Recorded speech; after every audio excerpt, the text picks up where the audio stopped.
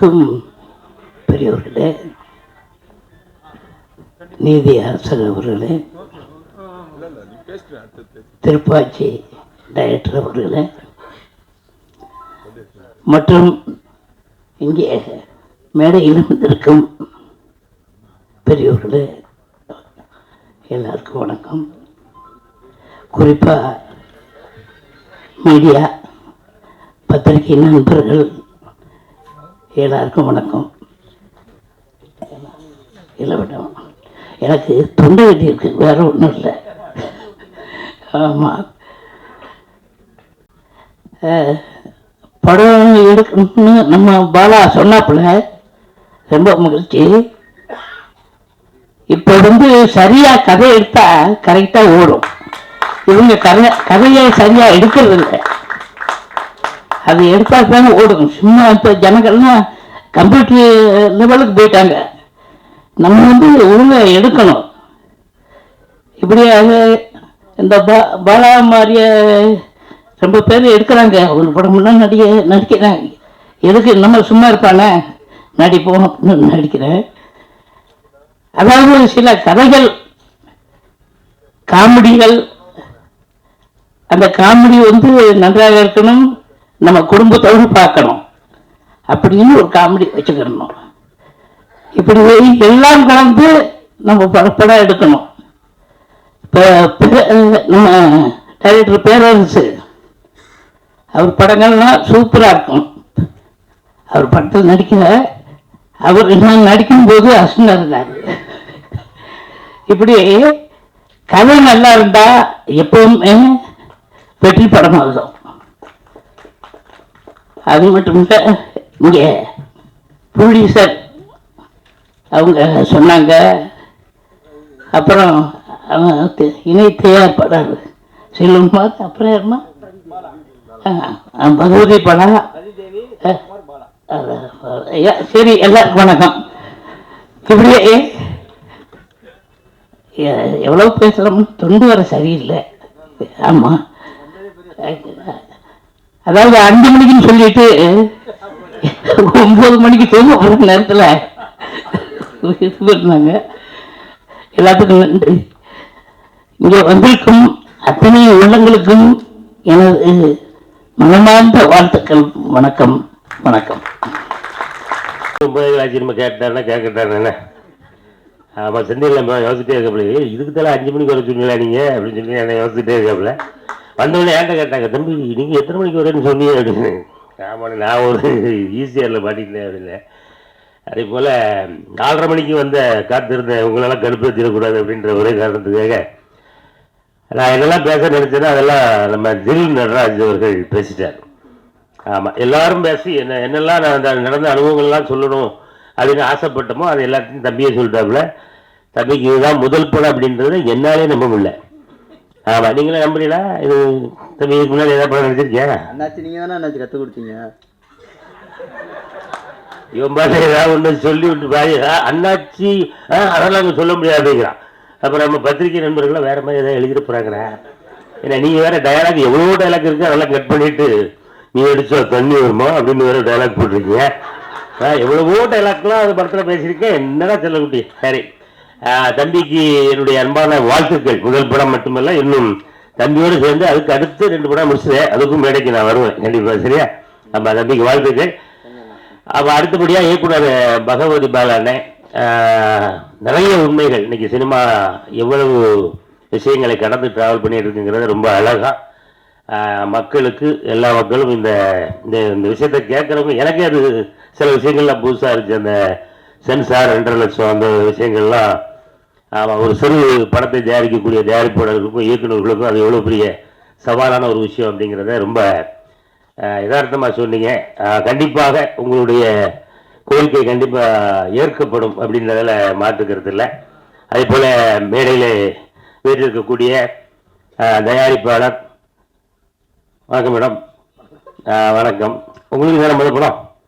ஆமாம், அது அவங்களும் அதில் நடிச்சிருக்காங்கன்னு நினைக்கிறேன். அதில் ஒரு ஹீரோ இல்லைங்களா? இல்லையா? ஆமாம், அதில் அண்ணன் பகவதி பாலான்னு நடிச்சிருக்கேன் நினைக்கிறேன். ஆமாம், இவங்களாம் நடிச்சது சத்தியமாக எனக்கு தெரியாது. நான் போனேன், நடிச்சு முடிச்சோன்னே டக்குன்னு கிளம்பி வந்துட்டேன். நீங்க சொல்லலையா? நான் சொல்லிடுறேன், நேரத்துக்கு மேலே நானும் சொல்லிடுறேன். டைரக்டரும் நடிச்சிருக்காப்புல, ப்ரொடியூசரும் நடிச்சிருக்காங்க. அதனால படத்தில் பல திருப்பங்கள் இருக்கும் அப்படின்னு நம்ம எதிர்பார்க்குறோம். அதே போல பின்னாடி ஒரு ஹீரோயின், அங்கே ஒரு ஹீரோயினா, இன்னொரு 5 பேருங்கம்மா. ஆமாம், அந்த பொண்ணு உண்மையிலே நல்லா நடிச்சிருக்கம்மா. அந்த லாஸ்ட் சாங்லலாம் பாப்பாவுடைய பெர்ஃபார்மன்ஸ் ரொம்ப நல்லா இருந்துச்சு. பாப்பாவுடைய நடிப்பு நான் இன்னும் பாப்பா எனக்கு என் கூட இதுக்கு முன்னாடி 2 முறை என்னுடைய பொண்ணாக நடிச்சிருக்காப்புல. இப்போ வந்து மேரேஜ் சொன்ன பிறகு எனக்கு தெரியுது. பாப்பாவுடைய வாழ்த்துக்கள். அதே போல இந்த இசை வெளியீட்டினுடைய கதாநாயகன் அவர் அண்ணன் பேர் ஜான் பீட்டர் தானே. அவருக்கு வட்டி நல்லா கைட்டு, நல்ல பெரிய எதிர்காலம் அண்ணனுக்கு இருக்கு.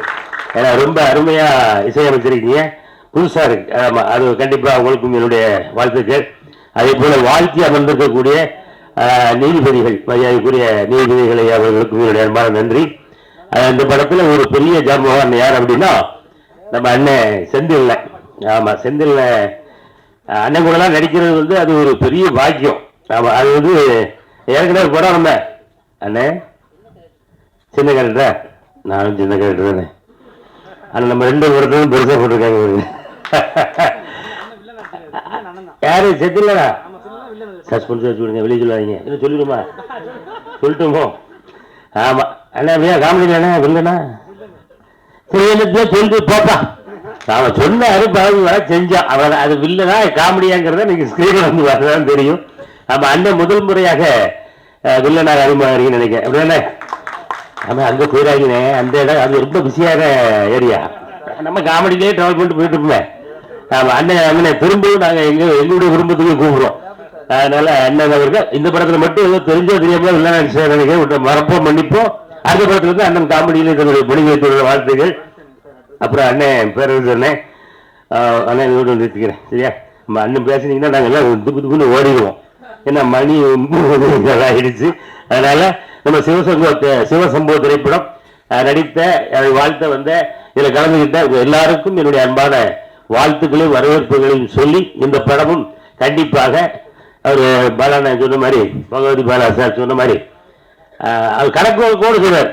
அதே போல இந்த படமும் அதை எடுத்த தயாரிப்பாளருக்கும் அதை இயக்கிய பகவதி பாலா அவர்களுக்கும் இந்த படமும் ஒரு வெற்றி படமாக அமைய என்னுடைய அன்பான வாழ்த்துக்கள். நன்றி நன்றி நன்றி. நன்றி சொல்றேன். ஏன்னா வந்திருக்க எல்லாருமே பெரிய பெரிய ஆட்கள்.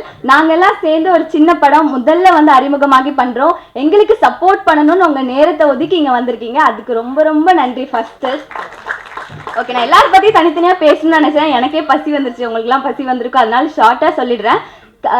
ட்ரெய்லர் பார்த்துருப்பீங்க. இந்த படத்தை பத்தி சொன்னா ஒரு நல்ல காமெடியான ஒரு சூப்பரான ஒரு கதை இருக்கு. ட்ரெய்லர் வந்து நீங்க எல்லாம் பார்க்கணுங்கிறதுக்காக வந்து எங்க சார் வந்து கொஞ்சம் காமெடியாவும் அப்படி கொஞ்சம் கில்மாவை கட் பண்ணி வந்து எடிட் பண்ணியிருக்காங்க. பட் அதையும் தாண்டி வந்து ஒரு செம்மையான ஒரு கதை இருக்கு.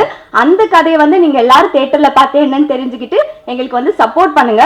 முக்கியமான விஷயம் வந்து நிறைய சின்ன பட்ஜெட் படம் வந்து எடுக்கிறாங்க, பட் நிறைய ரிலீஸ் ஆகாது. ஆனா இந்த படம் இந்த ஸ்டேஜ்ல இப்படி ஒரு நிலைமைக்கு வந்திருக்கிறதே வந்து எங்களுக்கு ரொம்ப பெருமையா இருக்கு. அதுக்கு முக்கியமா காரணமா இருந்த நட்ராஜ் சார், எங்க பகவதி பாலா சார், ரதி மேம், செல்வகுமார் சார் எல்லாத்துக்கும் ரொம்ப ரொம்ப நன்றி. சரி, மித்ததெல்லாம் அப்புறமா பேசலாம். தேங்க்யூ.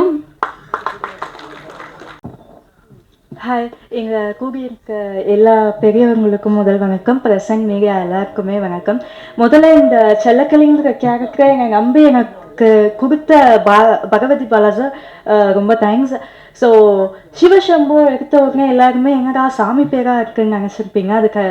அது இருந்தாலும் நீங்கள் தேட்டரில் வந்து கண்டிப்பாக பார்க்கணும். அதில் அதை தாண்டி காமெடி, ஃபைட், எமோஷ்னலுங்கிறது நிறையா மிக்ஸ் ஆகி தான் இது ஒரு படமாக வந்திருக்கு. ஸோ ஃபேமிலியாக பார்க்கக்கூடிய படமாக தான் நானும் இதை நினைக்கிறேன். நீங்கள் யோசிக்காமல் எல்லாரும் உங்கள் குடும்பத்தோடு வந்து பார்க்கலாம். எந்த இடத்துலையும் நீங்கள் முகம் சுளிக்கிற மாதிரி ஒரு காட்சியும் வராது. ஸோ எங்கள் மக்கள் எல்லாருமே எங்களோட படத்தை தேட்டரில் வந்து பார்க்கணுன்னு ஆசைப்படுங்க. அப்போ தான் எங்கள் படமும் வளரும், அதில் நடிச்சிருக்கிறாங்க எல்லாருமே வளருவோம்னு சொல்லி நன்றி, வணக்கம். எதிரும் புதிரும் படத்தில் அந்த காமெடி ட்ராக் நம்ம எழுதுனது. ஆமாம், அதில் கவுண்ட் பண்ணி என்னென்னா செதிலன்னு நடிச்சிருக்காங்க. என்னோடய காமெடி ட்ராக்கு நடித்தது அப்போயே நான் வெற்றி நினச்சிட்டேன். நம்ம ஒரு காமெடி ட்ராக்கு நம்மளோட வசனத்தை கவுண்டும் நேரனும் செந்திலும் பேசிட்டாங்களே, அப்பயே எனக்கு ஒரு நிறைவு. அப்புறம் தான் திருப்பாச்சி சிவகாசிலாம். இந்த படத்தோட தயாரிப்பாளர் ரதிதேவி அவர்கள் ஒன்று சொன்னாங்க பேசும்போது, எனக்கு சினிமா ரொம்ப பிடிக்கும், இதற்காக எத்தனை முறை வேண்டாலும் நான் தோற்று கொண்டே இருப்பேன்னாங்க. நீங்கள் ஜெயிச்சு கொண்டே இருக்கணும். நீங்கள் முதல்ல வாழ்க்கையில் ஜெயிச்சிட்டீங்க. ஏன்னா என்னைக்கு இங்கே மாமியாரை கூட்டு வந்து மேடையில் ஏற்றி சால்வு போத்துட்டீங்களோ அன்றைக்கி இங்கே வாழ்க்கையில் ஜெயிச்சிட்டீங்க. இந்த மாதிரி நிகழ்ச்சிக்கு மாமியாரை கூப்பிட்றதே பெரிய விஷயம். அதில் மேடையில் ஏற்றி சால்வு போத்தி அப்போ நீ சரியான ஒரு வீரப்பெண்னு சொல்லலாம், ஆளுமைன்னு சொல்லலாம், இது மிகப்பெரிய வெற்றியும் சொல்லலாம். அதனால் கண்டிப்பாக நீங்கள் வாழ்க்கையிலே இந்த அளவுக்கு ஒரு சிங்கப்பெண்ணு சொல்லலாம், என்னோட சொல்லலாம் உங்களை. அப்படி இருக்கும்போது கண்டிப்பாக நீங்கள் சினிமாவில் வெற்றி அடைஞ்சிருவீங்க. ஹீரோ ரொம்ப ஃபீல் பண்ணார், கதாநாயகி பாவம் அவரும் பில்டப் பண்ணியிருக்காரு. ஆனால் பகவதி பாலா வந்து ஒரு விவரமான இயக்குனர். ஏன்னா ஃபஸ்ட்டே ஒன்றாவது ஹீரோ நிறுத்திட்டா ஏதோ விமர்சனம் பண்ணுவாரோ, கலர் சரியில்லை, உயரம் சரியில்லை, அவளுக்கு நான் நினச்ச மாதிரி இல்லை, இப்படிலாம் சொல்லிடுவாருன்ட்டு ஃபஸ்ட்டு 35 வயசில் ஒன்று, அப்புறம் 40 வயசில் ஒன்று, இப்படி காட்டி காட்டி கடைசியாக எதை கட்டினாலும் ஓகேன்னு சொல்கிற அளவுக்கு கொண்டு வந்துட்டு கடைசி காட்டியிருக்காரு. அவரும் ஒன்றும் சொல்ல முடியாது. ஏன்னா 30, 40, இப்போ தானே ஒரு 18, 20 வயசில் காட்டுறாரு, ஓகேன்ட்டார். அதனால் அங்கேயே நம்ம இயக்குனர் விவரமான ஆளாக இருக்கார். ஆமாம், இல்லை ஏமாட்டாப்லையா. ஆனால் உங்கள் கண்ணுக்கு அப்படி இருக்கலாம், எங்கள் கண்ணுக்கு ஹீரோனு கலையாக இருக்குது, ரொம்ப கலையாக இருக்குது. இந்த மாப்பிள்ளை பார்ப்பாங்க, நம்மளுக்கு 20 நிமிஷத்தில் பார்ப்பாங்க. பையன் போவான், மாப்பிள்ளை பார்க்க போவான். போனால் பார்த்துட்டு பொண்ணு கொஞ்சம் உயரம் கம்மி வந்துடுவான். அப்புறம் 28 வயசில் போய் பொண்ணு பார்ப்பான், அந்தளவுக்கு கலர் இல்லை அப்படின்னு வந்துடுவான். அப்புறம் 30 வயசில் காட்டுவாங்க, இப்போ பார்ப்பான், இல்லை ரொம்ப கொஞ்சம் குண்டாக இருக்குது அப்படின்னு வந்துடுவான். இப்படியே போயிட்டுருக்கோம். 30 வயசுக்கு மேலே இவனை பொண்ணு வாக்கு கூப்பிட மாட்டாங்க. ஏன்னா மாப்பிள்ளை வயசு 35 கூப்பிட மாட்டாங்க. அதுக்கப்புறம் ஏதோ ஒரு பொண்ணை பார்க்கும்போது அப்போ என்ன மனதில் வரும்னா, ஏதோ பொண்ணு கிடைச்சா போதும் அப்படி நிலம் வரும்போது 36, 30 வயசு உட்காருவார், பொண்ணு வரும், அது வரும்போது ஓகேன்றாப்ல. அது மாதிரி 38 வயசில் பொண்ணு பார்த்த கதை தான் நம்ம தில் நட்ராஜ் கதை. இன்னும் அது கொஞ்சம் அந்த ரொம்ப பாதிப்பில் இருக்கார். இந்த படத்துக்கு வெற்றிக்கு அப்புறம் தான் ஓஹோ அப்படின்ட்டு அவருக்கு அது கூட பிரச்சனை இல்லை. கிளைமாக்ஸில் நம்மளை வந்து பொண்ணு காப்பாற்றிடுச்சேன். உலகத்தை காப்பாற்றுற பொண்ணுதாயா, நம்மளை 10 மாதம் சுமந்து பெற்று உலகத்தை கொண்டு வந்ததே பொண்ணு தான். பொண்ணோட ஒரு ஆணை நேசிக்க முடியாது. மனைவியோட ஒரு அக்கறை வந்து வேறு எந்த பொண்ணுக்கு இருக்காது. அக்கா தங்கச்சி மாதிரி பாசம் வேறு எங்கேயுமே இருக்காது. எல்லாத்துலேயும் பெண்கள் தான். அதனால் பெண்கள் காப்பாற்றுனா அது இங்கே பாக்கியமாக நினைங்க முதல்ல. அப்புறம் இந்த படம் மச்சினிச்சி வச்சுக்கலாமா? மச்சினிச்சின்னா கட்டிக்க வேண்டியானே, அதனை வச்சுக்கிறியே. தமிழ்நாட்டு நிறையா பேருக்கு இது வச்சுக்கிறதுல தான் போதை. கட்டிக்கிறது ஒன்று, அப்புறம் வச்சுக்கிறது ஒன்று. அது மாதிரி யார் கவிங்கிறது அதான் டைரக்டர் இந்த படம் பண்ணுவாங்க. அதாவது ஹீரோயினி ஒரு ஹீரோ மச்சினிச்சி கூப்பிட்டு தப்பே இல்லை. வச்சுக்க வேண்டாம்னு அர்த்தம், கட்டிக்கிட்டு வச்சுக்குங்க. ஓகே. அப்புறம் இந்த படத்தில் அப்புறம்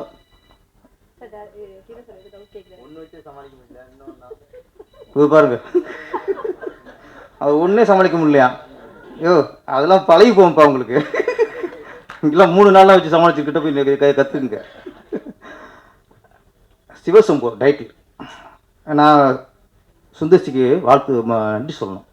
நான் அண்ணன் சொன்னார், அதான் இங்கே பெருந்தன்மை. பெரிய இயக்குனர் ஏன் வெற்றி அடைஞ்சிருக்காங்கன்னா உனக்கு கொடுத்துட்டாருங்க. ஒரு டைட்டிலையே ஒரு கதையை யாராவது கேட்டு உடனே கொடுக்குறாங்கன்னா அவங்க உண்மையான திறமைசன்னு அர்த்தம்.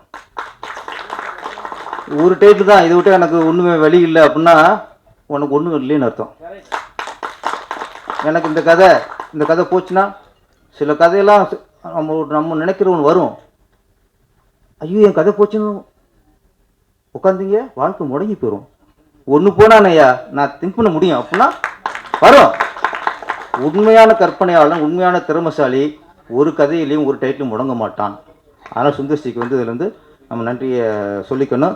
இந்த சிவசம்போ அப்படிங்கிறது திருவண்ணாமலை என்னோட படம் வந்து தெலுங்கில் ரீமேக் ஆச்சு, டப்பிங் ஆச்சு.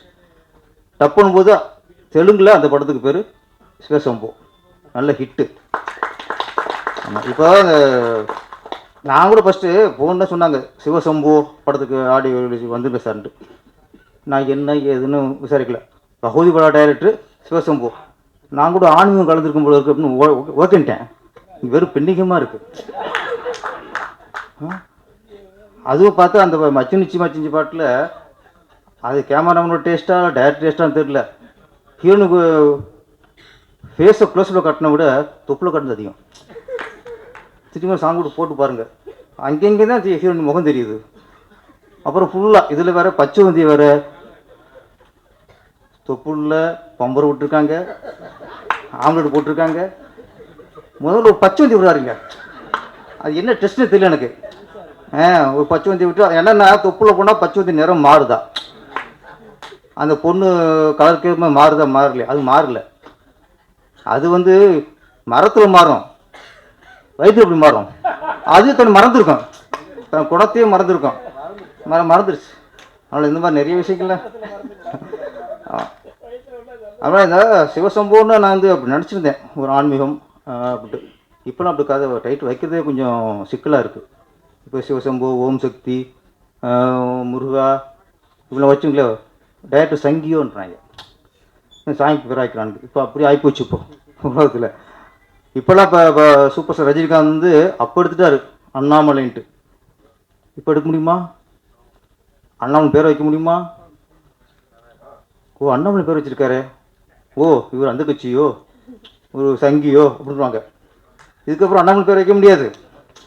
திருவண்ணாமலை வைக்கிறது டவுட்டு தான் நம்மளுக்கு. அனிமே அந்தளவுக்கு 100 அண்ணாமலை மேலே வந்துட்டாரா, அது ஏற்படி சிக்கலாகி போச்சு. இப்போ இந்த சிவசம்பு, அண்ணாமலை, அருணாச்சலம், படையப்பா இதெல்லாம் நம்ம கொஞ்சம் கஷ்டம்தான்.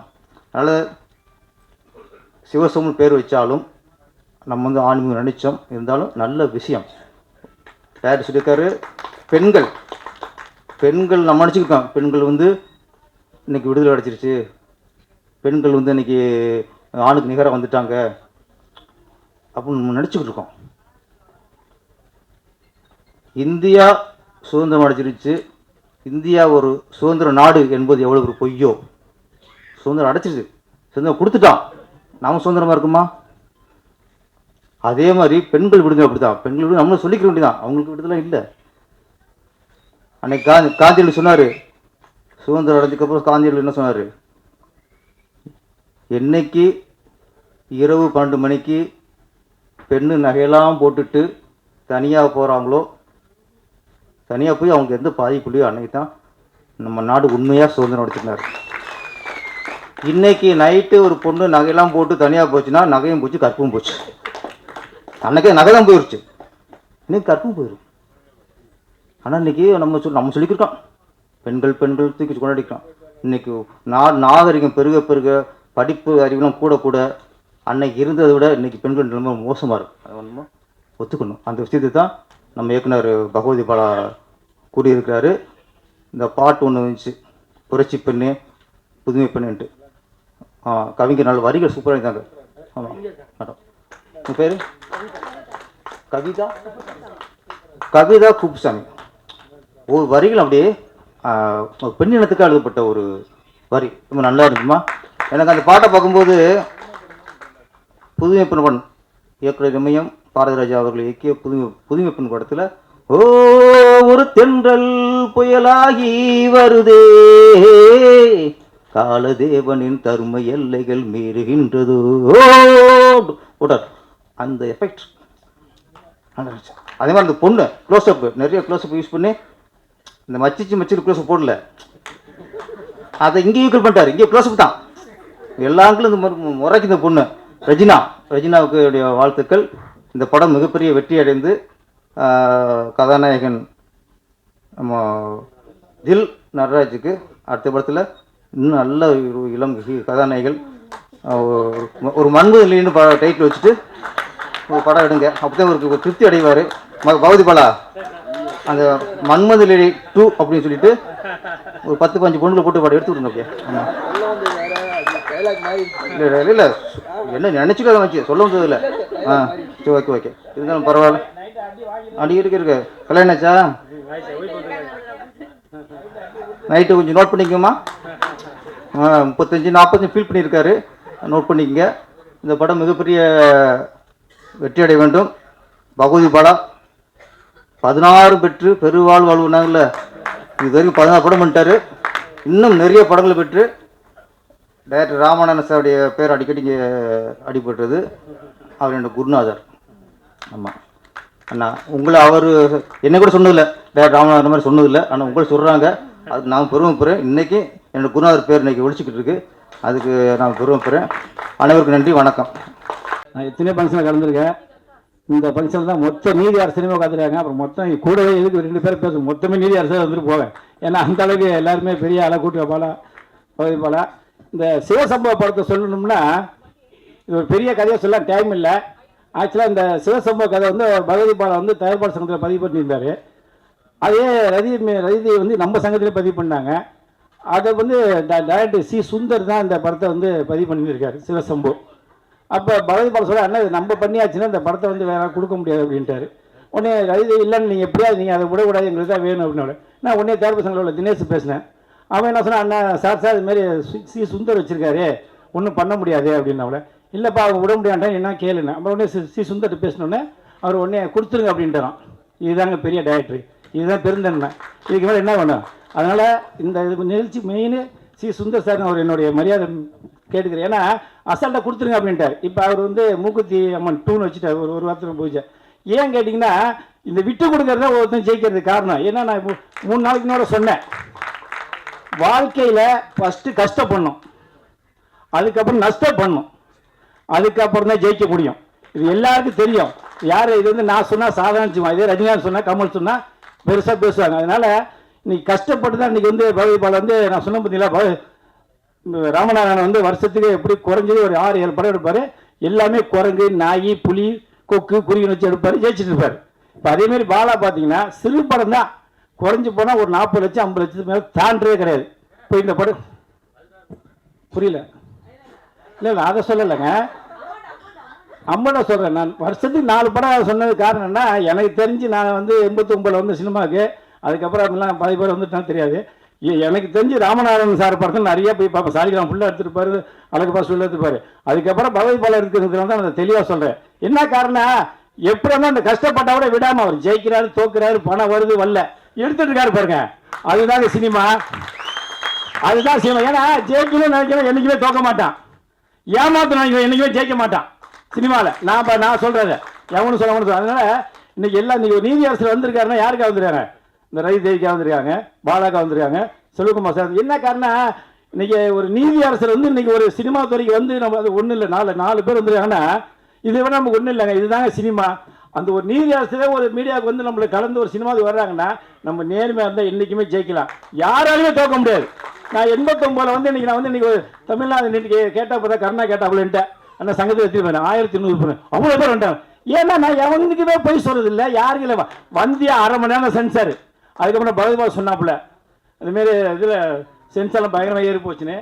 அது தமிழ்நாட்டில் இல்லை, இந்தியாவில் மொத்த அசோசியேஷன் ஒன்று சேரணும், மொத்த மாநிலமும் சேர்ந்து கோரிக்கை வச்சா மட்டுமே தான் அதை மாற்ற முடியும். ஏன்னு கேட்டால் இன்றைக்கி மாற்றுத்திறனாளிகள் காது கேட்காருன்னு சொல்லி அதுக்கு ஒரு இது வந்து சொல்லி கீப்பிள்ளைலாம் சொல்கிறாங்க. அதெல்லாம் என்ன பண்ணணும்னா நம்மளை ஒன்று சொல்லணும், இன்னும் தயார்பாடு சொன்னோம், தயாரிப்பெல்லாம் ஒன்று சேர்ந்து ஒரு கோரிக்கை வைக்கணும். அது கேரளா, கர்நாடகா மொத்த மாநிலம் ஒன்று சேர்ந்து பண்ணால் மட்டும்தான் பண்ண முடியும். இப்போ நான் மட்டும் தனியாக மெயில் அனுப்பிச்சேன்னு வச்சுங்களேன், அது 3ஆவது போட்டுருவாங்க. அதனால் சினிமாவில் வந்து வாழ்க்கையில் ஜெயிக்கணும்னா பகவதி பாலா எல்லாம் கற்றுக்குங்க. ஏன்னா ஒரேவா சொன்னாப்புல நான் இப்படி தான் வந்தேன் அப்படின்னு. ஏன்னா நான் சொன்னேன் தோற்று தான் ஜெயிக்க முடியுங்க யாராலும் சரி. அதனால் இந்த படம் மிகப்பெரிய வெற்றி அடையினா காரணம் என்ன, நான் சொன்னேன் சுந்தர்சி வந்து அசால்ட்டாக விட்டு கொடுத்தாருன்னு. அந்தமாரி அப்புறம் ஒரு சின்ன விஷயம், இந்த ட்ராக்னு ஒரு படம் பார்த்தேன், அண்ணன் செந்திலன் சொன்னார் கதைன்னு. தயவு செய்து யாராவது படம் பார்க்கலைன்னா ட்ராகனுங்கிற படத்தை பாருங்க. அவன் தனுஷோட சூப்பராக இருக்கான் பையன். தனுஷனெல்லாம் இருந்தால் அதை விட்டுங்க. ஆனால் அந்த படத்தை பார்த்தீங்கன்னா ஒரு செகண்டு கூட, ஆனால் அது 30 கோடி ரூபா, நம்மளால எடுத்து 30 லட்ச ரூபா, நான் அதோட ஈக்குவல் பண்ணலை. ஆனால் அந்த கதையை பார்த்தீங்கன்னா ஒரு செகண்டு கூட போர் அடிக்காம படம். ஏன்னா இன்றைக்கி வந்து அந்த கதை என்னன்னா, அப்பா அம்மாவை ஏமாத்தாதீங்க, அப்பா அம்மாவிட்ட போய் சொல்லாதீங்க. நான் வந்து இந்த கஷ்டத்தை வந்து இப்படி இருக்குன்னா அவன் சினிமாவில் எடுத்திருக்கான். ஆனால் நம்ம வாழ்க்கையில் பசங்க முடிவு என்ன பண்ணுறாங்க, அப்பா அம்மாட்ட போய் சொல்லி, நீ 10,000 கூட 5,000 கூட 10,000 கூட சொல்லி பசங்க நம்பி எல்லாத்தையும் கொடுத்து கடைசியாக ஏமாந்து கடைசியாக ஜெயிலுக்கு போகிறான். அந்த மாரி ஒரு கதையை கொடுத்து நான் என்னமே இருக்கா சொல்லி எடுத்து பிரதீப் ரங்கநாதன் ஜெயிச்சிருக்கான். அவன் என்னமே படத்தில் அவன் சினிமாவில் யாராலையும் அழிக்க முடியாது, எழுதி வச்சுங்க. பிரதீப் ரங்கநாதனை சினிமாவில் அவனால் யாராலையும் அழிக்க முடியாது. நின்றுட்டான் அவன் எங்கேயோ போய்ட்டு. நான் ஓப்பா சொல்ல, நான் வந்து இவ்வளோ தெளிவாக சொல்லிருக்காருன்னா யாரும் அழிக்க முடியாது, அவ்வளோ அருமையாக இருப்பான். அந்தமாரி பகவதி படம் வருஷத்துக்கு 4 படம் எடுத்துருக்காப்புல, எடுத்துக்கிட்டே இருக்கணும். இதேமாரி நீதியரசெல்லாம் வரணும். எனக்கு டைம் இல்லை, இதுக்கு மேலே அதிகம் பேச முடியாது. வந்திருக்காரு. நன்றி, வணக்கம். வணக்கம். Thank you so much sir. நேரமின்மை காரணமாக அடுத்ததாக பேசுவதற்காக தயாரிப்பாளர் சங்க செயற்குழு உறுப்பினர் கருணாகரன் சார் அவர்கள் ஒரு சில வார்த்தைகள் பேசுவதற்கு அழைக்கின்றோம்.